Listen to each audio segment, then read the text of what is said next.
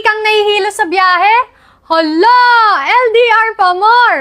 Joke lang po! Meron tayong tinatawag na motion sickness o pagkahilo sa biyahe. Ito ay isang karaniwang kondisyon na maaari nating maranasan sa ilang uri ng mga movements. Madalas ito pag tayo ay bumabiyahe, mapasasakyan man, barko o eroplano pa man.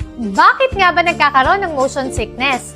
Nangyayari ito kapag hindi nagmamatch o nagkakaroon ng conflict yung mga signals papunta sa mga brain natin during movement. Nanggagaling ang mga signals na ito mula sa iba't ibang parte ng mga katawan natin, kagaya na lang ng ating mga mata, inner ear, muscles at joints. Kahit sino naman po pwede magkaroon ng motion sickness.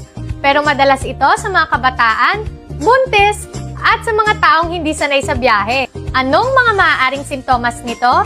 Andyan yung pagkahilo, pamumutla, panghihina, pagpapawis ng malamig, at pagsusuka. Anong mga maaaring gawin para kahit papano makaiwas dito? Una, mag-relax ka. Makakatulong yung deep breathing o kaya naman ibaba mo yung bintana ng sasakyan mo at lumanghap ka ng sariwang hangin. Sunod, tumingin ka sa malayo o kaya naman sa horizon. Makakatulong din kung pupwesto ka sa parte ng sasakyan na hindi masyadong magalaw.